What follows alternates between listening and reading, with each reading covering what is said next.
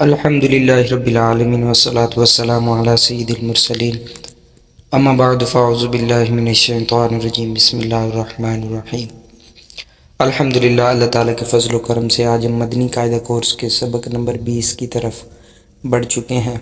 امید ہے آپ نے پچھلے تمام اسباق کی اچھے طریقے سے تیاری کر لی ہوگی، اس کے قواعد کو اچھی طرح سمجھ لیا ہوگا۔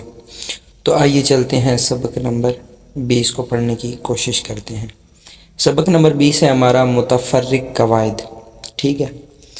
اظہار مطلق، ان چار کلمات میں نون ساکن کے بعد حروف یرملون ایک کلمے میں آنے کی وجہ سے ادغام نہیں بلکہ اظہار مطلق ہوگا، اس لیے ان چاروں کلمات میں غنہ نہ کریں، ٹھیک ہو گیا۔ دنیا، بنیان، صنوان، قنوان، ٹھیک ہوگا۔ اس میں غنہ نہیں کریں گے، یعنی ایسے نہیں کریں گے دنیا بنیان، یعنی اس طرح غنہ کر کے نہیں اس کو پڑھیں گے، ٹھیک ہے۔ تو اس کو غنہ کے بغیر ہی پڑھیں گے۔ آگے ہے سکتہ، آواز روک کر سانس لیے بغیر آگے پڑھنے کو سکتہ کہتے ہیں، یعنی آواز رک جائے اور سانس جاری رہے۔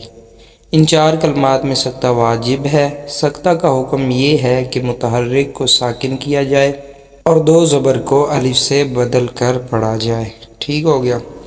اس میں یہ نیچے چار لفظ جو ہیں نا، ان میں سکتہ واجب ہے۔ چار لفظوں میں، پورے قرآن مجید میں یہ چار لفظ ہیں جن میں سکتہ واجب ہے۔ تو اس کو کیسے کرنا ہے، یہ جہاں پہ بیچ میں سکتہ لکھا ہوا ہے نا، یہاں پہ اپنی سانس اور آواز کو روکنا ہے، ٹھیک ہے، روک کے اور اگلا لفظ تب پڑھنا ہے، ٹھیک ہے۔ یہ نہیں کہ چپ کر جائے، وہیں پہ سانس کو روک دینا ہے، ٹھیک ہے۔ وقیل من راق کلا بل ران من مرقدنا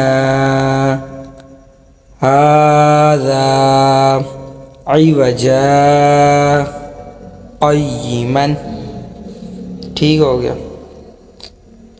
نیچے ہے صاد، قرآن پاک میں چار کلمات صاد سے لکھے جاتے ہیں اور صاد پر باریک سین بھی لکھا ہوتا ہے۔ ان کو پڑھنے کی تفصیل اس طرح ہے، پہلے اور دوسرے میں صرف سین پڑھیں، تیسرے میں صاد اور سین دونوں پڑھنا جائز ہے، اور چوتھے میں صرف صاد پڑھیں، ٹھیک ہوگا۔ یہ نیچے جو چاروں کلمات ہیں، یہ چھوٹا سا اوپر سین لکھا ہوا ہے، تو ان کو پڑھنے کی تفصیل یہ اوپر انہوں نے لکھ دیا کہ پہلے اور دوسرے کلمے میں سین پڑھیں گے، تیسرے میں سین اور صاد دونوں پڑھ سکتے ہیں، اور چوتھے میں صرف صاد پڑھیں۔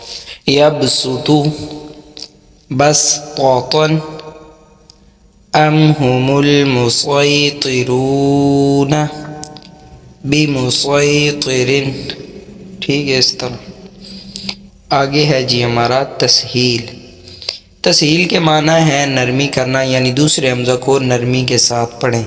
قرآن پاک میں صرف ایک کلمے میں تسہیل واجب ہے، ٹھیک ہو گیا۔ آگے ہے امالہ، زبر کو زیر کی طرف اور الف کو یا کی طرف مائل کر کے پڑھنے کو امالہ کہتے ہیں۔ امالہ کی را کو اردو کے لفظ قطرے کی را کی طرح پڑھیں، یعنی ری نہیں رے پڑھیں، ٹھیک ہے، یعنی ری نہیں بلکہ رے پڑھیں۔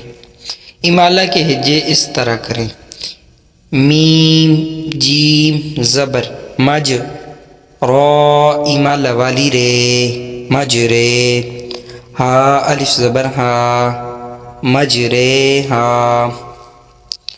بئس الاسم الفسوق، اس کلمے میں لام سے پہلے اور لام کے بعد دونوں الف نہ پڑھیں بلکہ لام کو زیر دے کر پڑھیں، ٹھیک ہے۔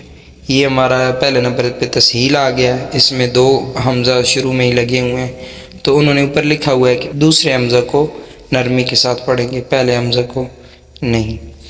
تو اس کو کیسے پڑھیں گے، اعجمی وعربی۔ آگے ہے امالہ، تو اس کی جو بیچ میں را ہے نا، اس کو اب ری نہیں پڑھیں گے، رے پڑھیں گے، ٹھیک ہے۔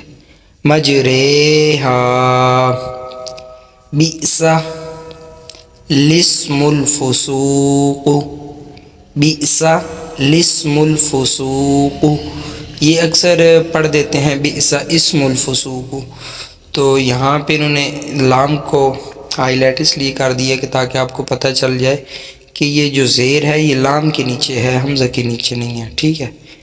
تو اس کو کیسے پڑھیں گے؟ بئسا الاسم الفسوق، ٹھیک ہو گیا۔ سبق نمبر جو ہمارا 20 ہے آج ختم ہو گیا ہے۔ اللہ پاک سے امید ہے کہ آپ اس کو اچھے طریقے سے تیار کریں گے، اس کو یاد کریں گے۔ تو امید ہے آپ نے اس سبق کو تسلی سے سمجھ لیا ہوگا، نہیں سمجھ آئی تو بار بار پیچھے سے ویڈیو دیکھتے رہیں گے آپ، اور اگر نہیں سمجھ آتی پھر بھی تو آپ مجھ سے رابطہ کر لیں واٹس ایپ پہ، میں انشاءاللہ آپ کو گائیڈ کر دوں گا۔ اوکے جی، اپنا اور اپنے پیاروں کا بہت بہت خیال رکھیے گا، دعاؤں میں یاد رکھیے گا۔ اللہ حافظ۔